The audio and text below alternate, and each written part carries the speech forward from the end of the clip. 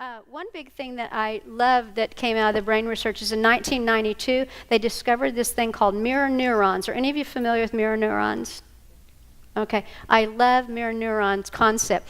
Mirror neurons actually are neurons in the brain that mimic what you see. Have you ever gone to like Walmart and you're having a frustrated day and you forgot to get something, you got to go to Walmart and you go to get the tape your kid needs for school and it's not there and they've moved to a whole other section? Do y'all know Walmart's here?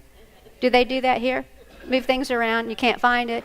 You're going to go in for 10 minutes and you end up spending 30 minutes in there hunting for it. And then you get to the checkout line and there's like 15 people in front of you, and you're like in a bad mood, and you're hurrying, I'm going to be in this line, and you get up there, and the lady goes, "Hey, how you doing today? Boy, you're looking great today." And you're like, "Oh." And you talk a little bit, and you walk out of Walmart, and you're like, "Oh, well, that wasn't so bad after all." Your whole oversight has been changed, your whole attitude. That's because of mirror neurons. You can catch somebody else's feelings. You catch somebody else's smile. I play catch the mirror neuron games in every airport I go to. Let me tell you, I played it a lot yesterday after 8 hours there. But I'll see somebody and I'll smile at them, and invariably they smile back.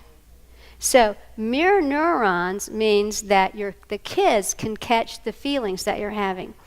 In my child care, I would go in. If I was in a bad mood, my whole staff ended up in a bad mood. If I was sick, a majority of my staff thought they were sick, and it used to just drive me crazy.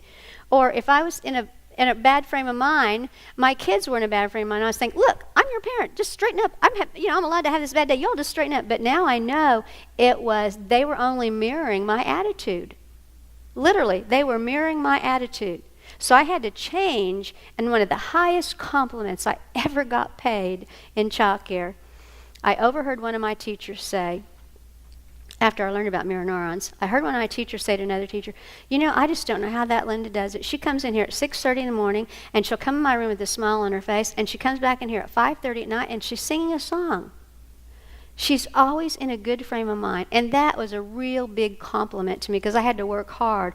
Because I'm human. I have stress like everybody else. So think about this when you're working with other adults, when you're working with children, walking down the Walmart. You know what? Little strange kids will smile at me and look at me. I was in a roads, one of those rest areas one day, and this little girl's coming out, and she was a precious little girl and had the little pigtails, and she was with her grandmother, and her grandmother just jerking her along, and I smiled, and she's just mesmerized. She just stopped and smiled at me real big. I smiled at her first. She smiled back at me. Does that make sense to you? Mirror neurons are really important. Children need your empathy, not your pity. Okay, we get mixed up. We try to sympathize with these kids. We're like, "Oh, I'm so sorry that happened to you, Dawn. I'm so sorry."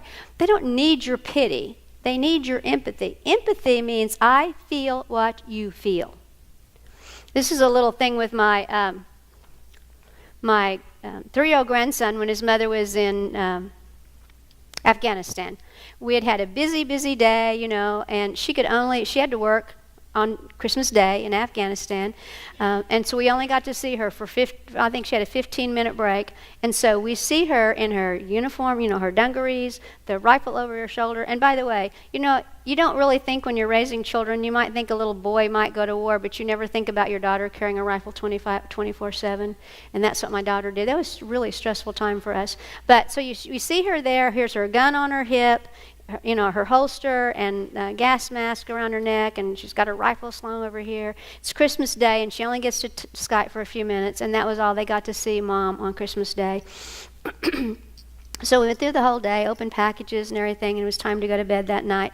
And Gavin was 3 years old, and he couldn't go to sleep. And he was rumbling around in there, and his dad got on to him, "Gavin, get in there and get to sleep."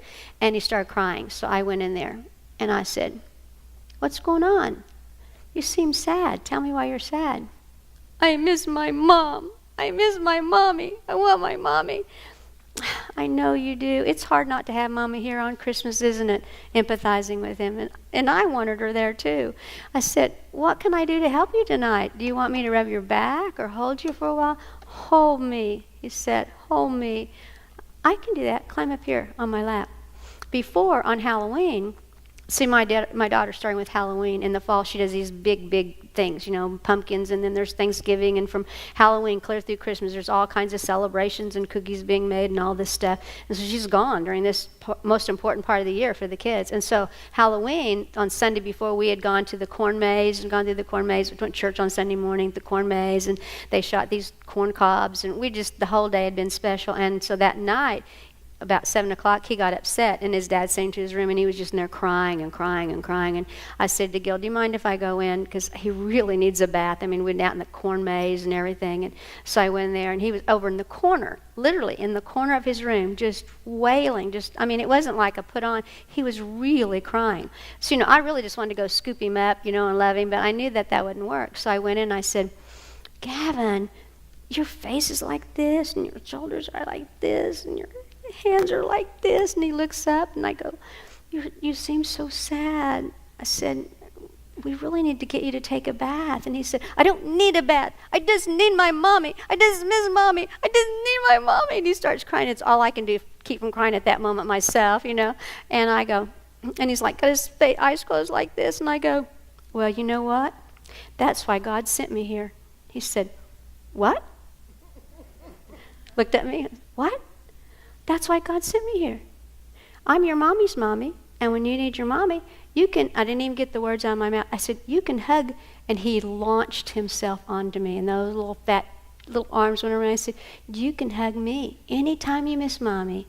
God sent me here so you can hug me, because I'm your mommy's mommy. And he just held onto me so tight. So we did that at Halloween, and now we heard to Christmas time. And here's Gavin then after he went to sleep. 3 years old, Christmas night. That's his mommy doll. They have they're in uniforms, and you put the mom's face in there. And that was him. Just a few minutes after he climbed on my lap and I rubbed his back, sang a song, he was sound asleep, and I put him in bed. And there he is. That's what empathy can do. But many times we forget to empathize with the child. Now, empathy doesn't mean you're just going to give in to him. When your 2-year-old's throwing a temper tantrum, you're just not going to give it. Here, you want candy? You want ice cream? You want to get him out of that. He'll just throw another temper tantrum later. You add empathy to the situation. Does this make sense? Is this sinking into you guys? Any questions or comments? Yes. You describe this as you ask the child a question and the child answers. And that's great, but in my experience, I ask a child a question, and then there's this kind of blank look, and then the child might be playing with blocks or something, and then the child says, I miss my mommy, and it's almost like there's this golden moment where the child has shared with you what's going on, but it doesn't happen on this asking a question and they give an answer. If it happens later, that's okay. They've thought about it. And then you can address it when they say, I miss my mommy. And part of it is how you set up the situation. Remember, you describe, you empathize, and then you can move them up the brain. So you can't leave that empathy part out. You have to, so they're playing with the blocks. You've been called over there for some reason. They're playing with the blocks. It seems to me that you're really upset or mad or whatever it is. And they'll tell you, it seems to me you're upset. No, I'm really sad. So you're doing background work that allows you to ask the question when the child's ready to give you an answer. You can't just walk up to a child and say, why are you crying? Why did you push somebody? Why are you doing that? They'll say, I don't know. Remember, when you go in the brain stem, you're not cognizant of what's going on around you. You don't know what's going on around you. Does that help you understand this a little bit better? Oh, yeah. Okay. Dr. Bruce Perry does all kinds of stuff has a book called Born to Love, and he says empathy has been eroding due to the rapid changes in our society that have become measurable over the last 5 years. And this was even before all the texting started out. So empathy is eroding in our lives and in our society, in our community. But see, I think what you guys are doing, you're going to have a really empathetic environment, because these school teachers over here, you're going to connect with, I forgot what you guys do. What? Okay, well, and you can connect with the day. That's important for school teachers to connect with daycares. And the homeless shelter can connect, and the teen pregnancy people can connect. So you guys are all creating, you are learning what other entities are doing. See, if just you guys just do your thing, you do homeless shelters, right? Okay, got that. You just do your thing, and you never connect with this church over here, or you never connect with these school teachers.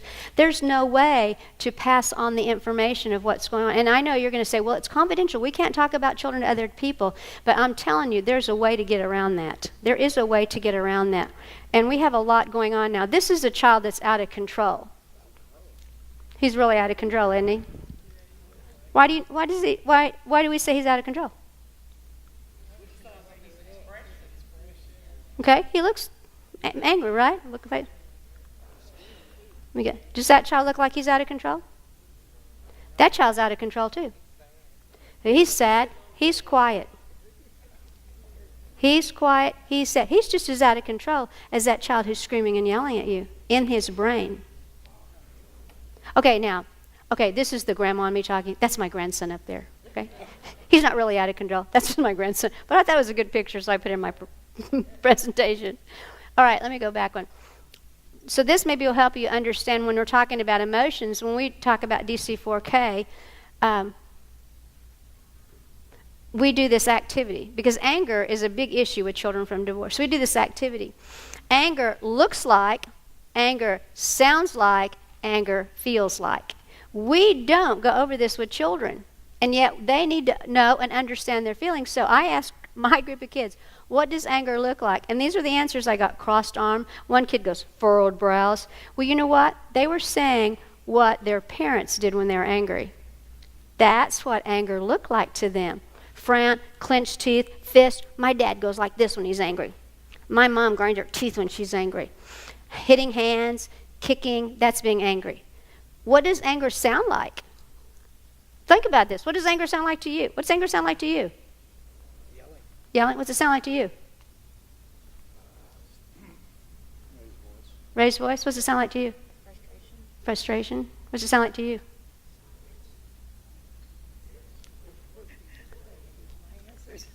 Anger could sound like this.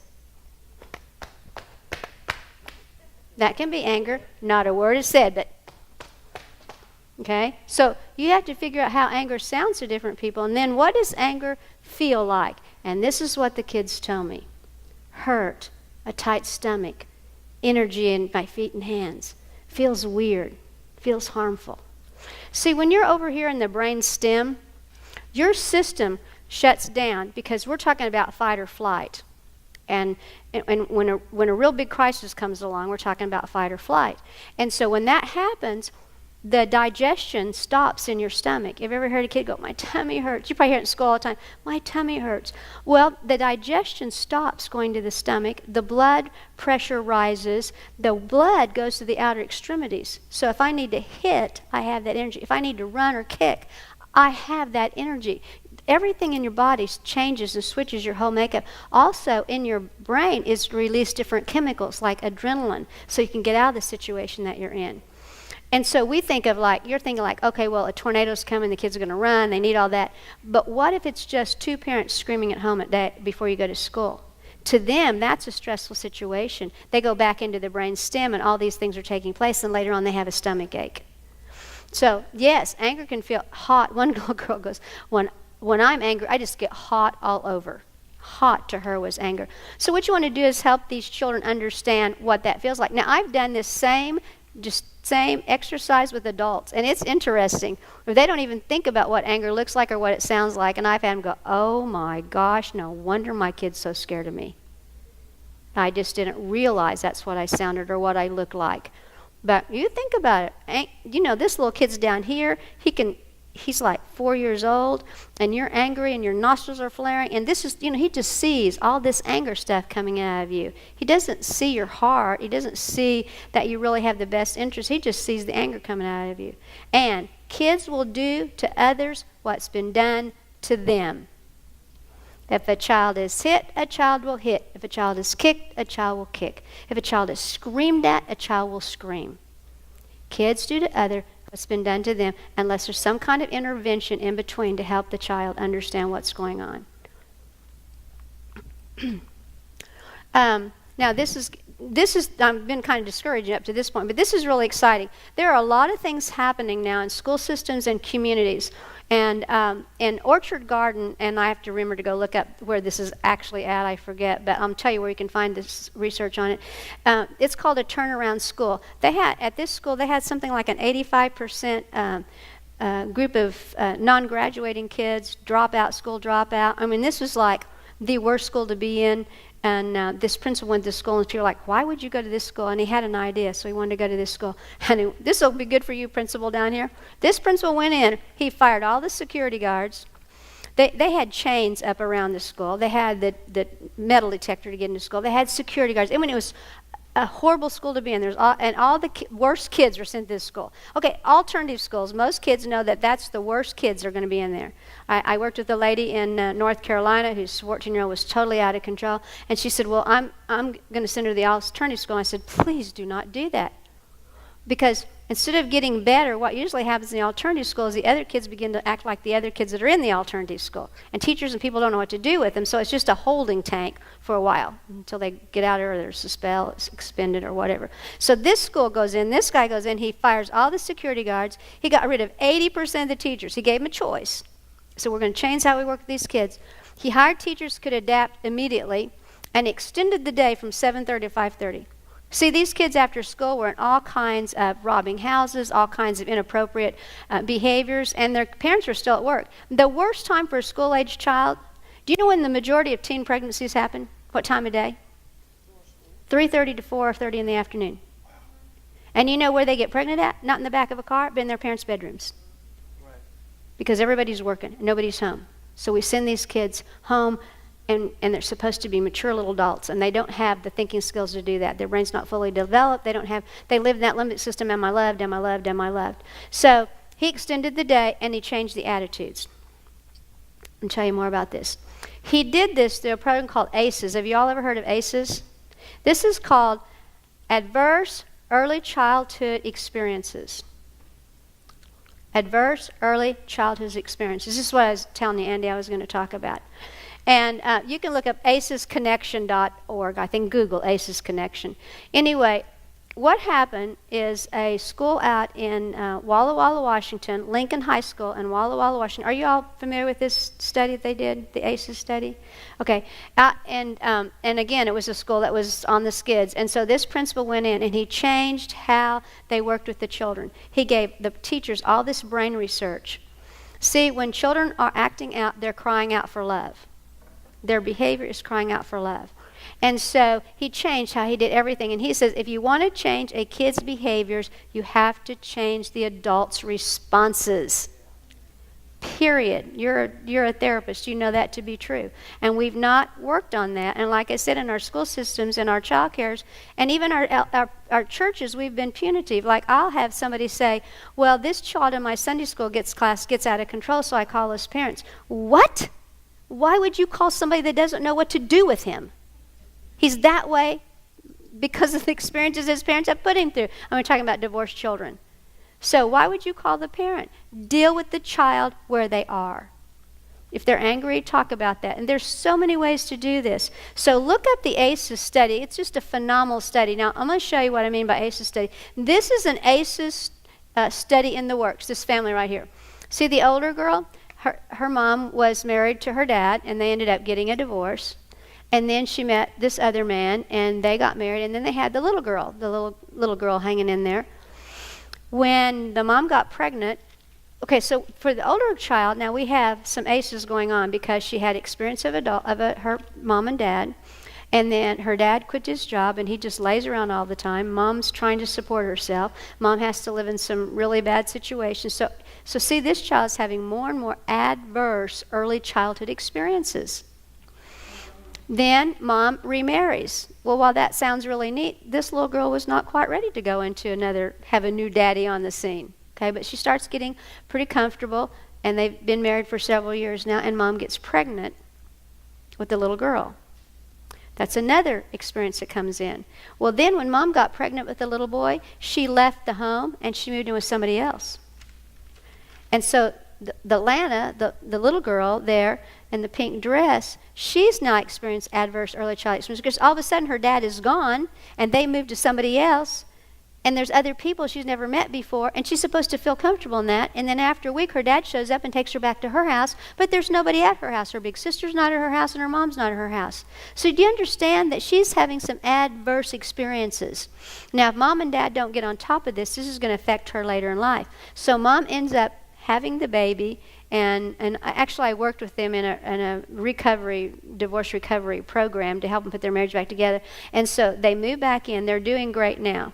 And so now we are working on healing from this adverse experiences these children had. But do you understand, if mom hadn't come back home and if nobody had addressed these issues, then these experiences just got piling up and piling up and piling up on a child. And so the girl there, if somebody doesn't work with her, which that we are now, and they're in church, and it's just incredible what this family is doing now. It's just wonderful how they've turned this family around, and they have a loving attitude. And they tell me you need an app on your so we can app you on the phone about discipline situations, because they're always texting me, okay, Lana's doing this, how do we handle this? But Lana, the little girl, at one point she's just done a whole bunch of things. So I continue to work with the mom and dad on how to address those issues. So like one example was she snuck in her sister's room and she got her sister's makeup and she marked all over the wall with it. So she takes the lipstick and goes all over the wall. And so when her dad discovers it, he punishes her, sends her to a room, says she can't have this, can't have ice cream, all these things. I said, what did that have to do with her writing on the wall? Well, I was mad. Dad was mad, okay? He said, how would you have handled it? I said, well, I would have gone in and said, whoa, Lana, look at this. Look what you did. What are we going to do about this? Remember, I'm the safekeeper here. And having lipstick on the wall is not safe. And when your sister comes home, it's not going to really be safe when she sees all of her lipstick is gone. And I said, I would have gotten a sponge and Lana would have had to clean up the wall. Because now, what he did was he took all Lana's toys out of her room and put her in an empty room. She's 4 years old. What does that mean? She doesn't make the connection of why my toys are gone. Now, if she would have had to work to earn money to buy her sister lipstick, that would have been a different issue. But we're working on this family. And so these two kids are not as upset as they were for a while, and we're working with them on dealing with all these different issues. Brain fast facts. Are we supposed to be over at 1? Okay, I'm going to talk real fast. The best exercise for the brain is exercise. Get the kids moving. I'm so glad to see some schools are enacting recess again, where the children have freedom just to go out and move and run around, jump rope, play, and things like that. Connections on the outside with others creates connections on the inside. So if you don't have connection with other people, it affects how you are on the inside. I just wrote a blog about children going back to school. By the way, my blog, I don't think it's in there, but it's just blog.dc4k.org. I publish 3 articles a week about children of divorce. But the one I just did was on clutter. If you want to help children of divorce, like if you're in a Sunday school or a classroom or kindergarten, clean up the clutter.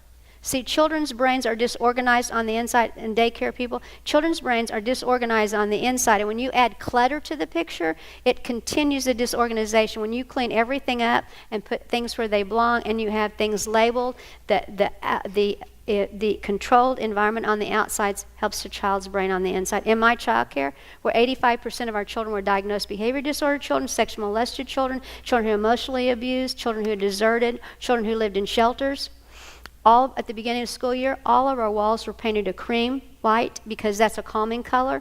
We had no pictures or anything on the walls, and then as the kids got comfortable and it settled in, then we start adding pictures and colors and shapes and things. Some of these classrooms, some daycare rooms have too much stuff in them, and it clutters the child's brain.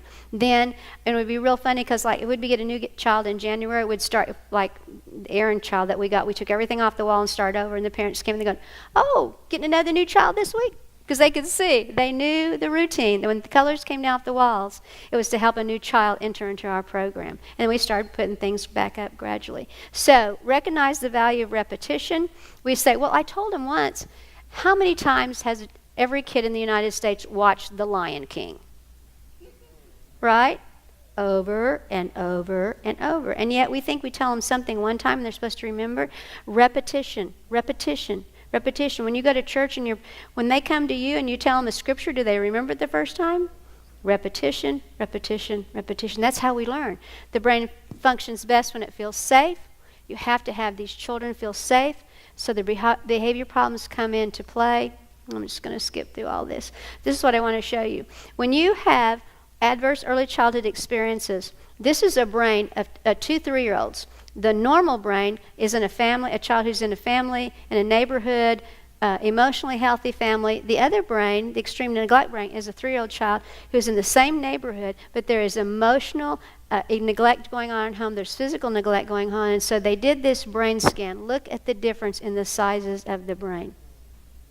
Adverse experiences literally affect your intelligence.